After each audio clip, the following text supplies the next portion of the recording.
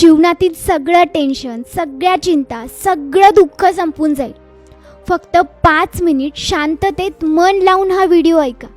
आपलं दुःख प्रत्येकाला सांगत बसू नका, कारण प्रत्येकाकडे मलम नसतो, परंतु प्रत्येकाकडे मीठ मात्र नक्की असतं आणि ते तयारच असतात तुमच्या जखमेवर मीठ लावायला. आयुष्यात असं जगा की तुम्हाला कमी लेखणारे लोक एक दिवस तुमची ओळख सांगत फिरले पाहिजेत. आयुष्य हे गरजेनुसार चालत असतं. थंडीमध्ये सूर्याची आपण वाट पाहतो आणि उन्हाळ्यात त्याच सूर्याचा आपण तिरस्कार करतो. ज्यावेळी माणसाच्या खिशामध्ये पैसा असतो ना, तेव्हा तो विसरून जातो की तो कोण आहे, आणि खिशामध्ये पैसे नसतील तेव्हा लोक विसरतात की तो कोण आहे. आपल्या यशाचा रुबाब आई वडिलांसमोर करू नका, कारण त्यांनी आयुष्यभर मेहनत करून तुम्हाला जिंकवलंय. जेव्हा पैसे नसतात तेव्हा झोप येत नाही, आणि पैसे येतात तेव्हा झोपेच्या गोळ्या खाऊन झोपावं लागतं. जेव्हा पैसे नसतात तेव्हा लोक मंदिरात दर्शनासाठी जातात, आणि जेव्हा पैसे येतात तेव्हा लोक मंदिरात फिरण्यासाठी जातात. लोकांना तेवढीच इज्जत द्या जेवढी त्यांची लायकी आहे, नाहीतर त्याच लोकांना तुमच्या डोक्यावर बसायला वेळ लागत नाही.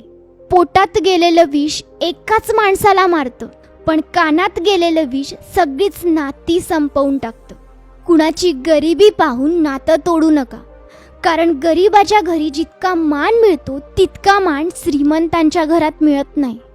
जोडीदार गरीब असला तरी चालेल, पण चांगला असावा आणि तुमचा आदर करणारा असावा, कारण गरिबी हटवता येते, पण वाईट माणसासोबत आयुष्य घालवणं खूप अवघड होतं. शांत राहणं सगळ्यात चांगलं असतं, पण असं शांत राहणं काय कामाचं जे तुमचं अस्तित्वच संपवून टाकेल. शांत राहणं तुमची ताकद पण आहे आणि कमजोरी पण आहे. फक्त तुम्हाला एवढं कळालं पाहिजे की कधी शांत राहायचंय आणि कधी बोलायचंय. जर कुणी तुमचा वापर करून घेत असेल तर ह्या 3 गोष्टी नेहमी लक्षात ठेवा. सगळ्यांना आपण एकाच वेळी खुश ठेवू शकत नाही, त्यामुळे पहिले तर लोकांना खुश ठेवणं बंद केलं पाहिजे, कारण तुम्ही सगळ्यांना खुश ठेवू इच्छिता आणि ते तुमचा वापर करून घेतात. दुसरी गोष्ट म्हणजे स्वतःला महत्त्व द्यायला शिका. आधी स्वतःची इज्जत करा, मग दुसऱ्यांची.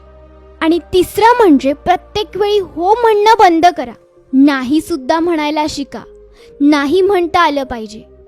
लक्ष्मीची चोरी होऊ शकते, परंतु सरस्वतीची नाही. म्हणून श्रीमंत होण्याआधी सुशिक्षित बना.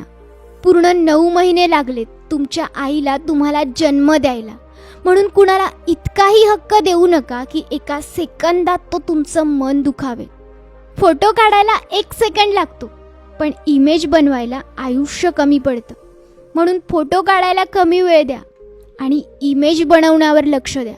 आकाशात उडणारे पक्षीसुद्धा कधी घमंड करत नाहीत, कारण त्यांना हे माहिती आहे की आकाशात कायम थांबता येत नाही. शेवटी जमिनीवर यावेच लागणार आहे.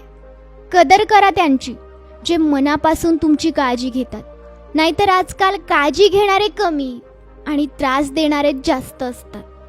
कधीही कोणासमोर तुमच्या वागण्याचे स्पष्टीकरण देऊ नका, कारण ज्यांना तुमच्यावर विश्वास आहे त्यांना सफाई देण्याची गरजच नाही, आणि ज्यांना तुमच्यावर विश्वासच नाही त्यांना कधी तुमचं पटणारच नाही. कधीही झाडासारखं आयुष्य जगू नका, कारण लोक त्या झाडाचं फळ पण खातात आणि त्याच झाडाला दगडही मारतात. काही लोक तोंडावर इतकं खोटं आणि गोड बोलतात की त्यांना असं वाटतं त्यांचं वागणं कुणालाच कळत नाहीये. अशा लोकांपासून सावध राहा, दूर राहा. जर एखादी व्यक्ती तुमच्याबरोबर वाईट वागली असेल तर लगेच नातं तोडण्याची घाई करू नका. थोडा वेळ द्या, विचार करा, नाहीतर नंतर पश्चाताप होईल. आईशिवाय घर अपूर्ण असतं आणि वडिलांशिवाय आयुष्य. नशीबवान आहेत ते सर्वजण ज्यांच्या डोक्यावर आई वडिलांचा हात असतो. कधीही वेळेवर आणि नशिबावर घमंड करू नका, कारण दिवस हे प्रत्येकाचेच बदलत असतात.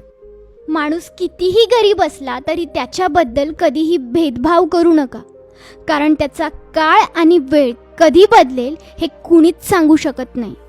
शिळ्या भाकरीला आणि तुटक्या चपलेला कधीही नाव ठेवू नका, कारण भाकरी आज शिळी आहे, पण काल तिने आपलं पोट भरलं होतं. आणि चप्पल आज तुटली असेल, पण तिने काल आपल्याला आधार दिला होता. म्हणून आपल्या आयुष्यातील प्रत्येक व्यक्ती ही फार मोलाची आहे आणि तिची किंमत ही वेळ आल्यावरच कळते, हे लक्षात घ्या. माणसाने या 4 गोष्टींची कधीही लाज बाळगू नये. जुने कपडे, जुने मित्र, साधं राहणीमान आणि सगळ्यात महत्त्वाचं म्हणजे आपले जुन्या विचारांचे आई वडील.